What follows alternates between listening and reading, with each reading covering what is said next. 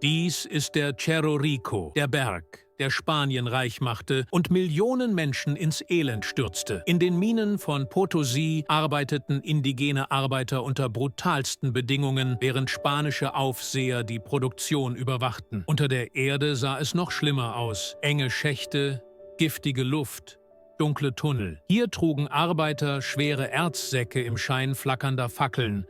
Ein täglicher Kampf ums Überleben. Oben am Berg entstand eine der reichsten Städte der Welt. Potosí boomte, Silberkarawanen, Händler, Werkstätten, ein riesiges Wirtschaftszentrum, das sich allein um den kostbaren Rohstoff drehte. Bevor das Silber nach Europa gelangte, wurde es in kolonialen Schmelzhütten verarbeitet. Glühende Öfen, schwere Arbeit und ein permanenter Silberstrom, der das Weltreich der Spanier finanzierte.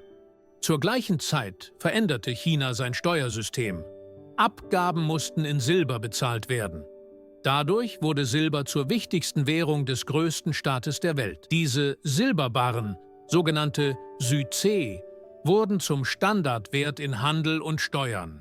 Sie waren präzise gewogen und galten als absolut zuverlässiges Zahlungsmittel. In den Häfen Chinas trafen Händler aus aller Welt ein.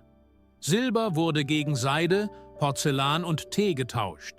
Ein Handelssystem, das Chinas Städte und Märkte florieren ließ. Während Europa Münzen prägte, setzte China fast vollständig auf Silberbarren. Dieser Unterschied sollte später zur treibenden Kraft des globalen Handels werden. Um Chinas riesige Nachfrage zu bedienen, entstand eine direkte Verbindung über den Pazifik. Die spanischen Manila-Galeonen transportierten jedes Jahr Tonnen von Silber von Amerika nach Asien. Zum ersten Mal in der Geschichte verband ein Rohstoff die Welt. Von Potosí nach Spanien, über Europa nach China und teilweise sogar direkt von Mexiko nach Asien.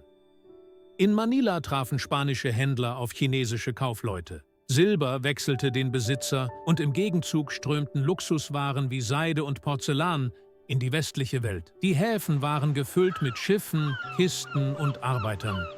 Dieses globale Handelsnetz war der Beginn dessen, was wir heute als Weltwirtschaft kennen. Spanien erhielt gewaltige Silbermengen aus der neuen Welt.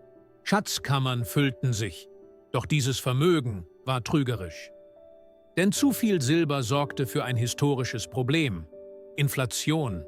Die Preise in Europa stiegen rasant, während die wirtschaftliche Produktivität kaum zunahm. Selbst der spanische König spürte die Krise. Trotz des Silberstroms waren die staatlichen Ausgaben höher als die Einnahmen. Schulden häuften sich, Kriege mussten finanziert werden. Am Ende kollabierte die spanische Wirtschaft mehrmals.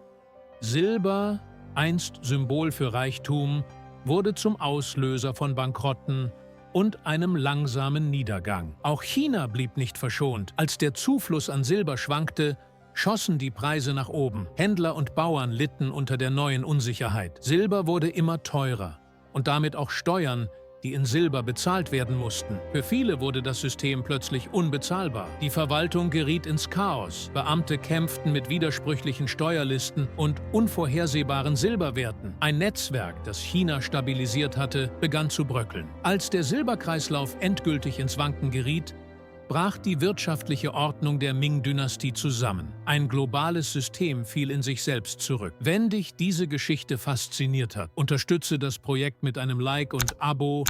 Danke!